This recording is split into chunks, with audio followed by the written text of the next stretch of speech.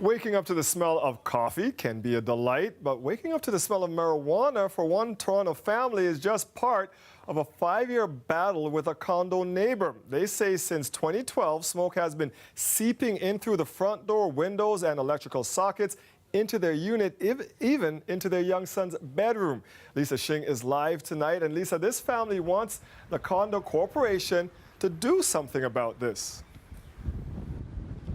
And not that the company hasn't done anything, just that progress has been quite slow. 5 years, as you said, Dwight. And this is Bradshaw going to the neighbor himself, to police, and eventually contacting the property management company to do something about it.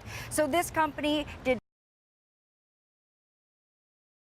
2 smoke tests that showed smoke was indeed seeping into the Bradshaw's unit from their neighbors. They made repairs to their shared wall.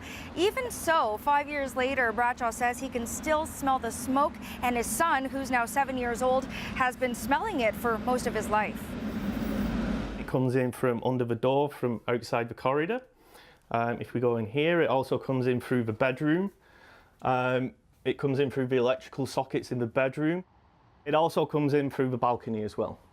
So it basically fills this room whenever it occurs, but it also goes down in the corridor as well. It woke me from a dead sleep at 2:30 and 4:45. So it's kind of potent. It hits you. If it was a few times a month, I don't think anyone would care. But I would say he's a frequent user. Once it fills here in the corridor, it migrates down the corridor into the living room and my son's bedroom. It wakes your son up as well? Yes, yes.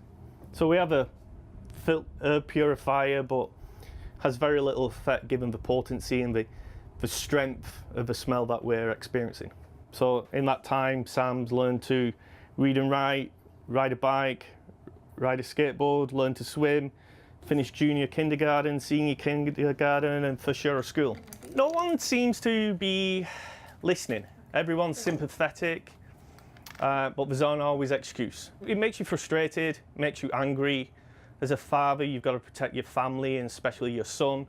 And when you can't do that, it really affects you. What are you hoping to come out of all of this? A lot of us are forced to live in these vertical cities, but that doesn't necessarily mean they're livable cities. The province needs to produce better condo regulations. We keep getting told that everything is contained within the Condominium Act to resolve this issue. But when property managers and board of directors don't resolve it, where else do you have to turn? Yeah, we can understand his plight there, Lisa. So how is the property management company responding to Bradshaw? Well, they're telling me that they've done everything they could up till this point, and simply these things take time. There's limitations to what the condominium can do. I mean, it doesn't own the building. It can't walk in and have people evicted immediately. There's due process, and that process takes time, and it's very unfortunate. And I empathise completely with Dr. Bradshaw and his family. But everything that's been done on the condominium side has been done and is being done. So at this point, the Condo Act doesn't reference smoking specifically, just that people can't do anything in their units or in common areas that cause illness or injury to other people living in that building. Now, individual policies can address smoking specifically, but here at the Bradshaws, it doesn't. Okay, so what happens now when marijuana becomes legal next year? I could see a lot of people across the city having to deal with this, especially in condos.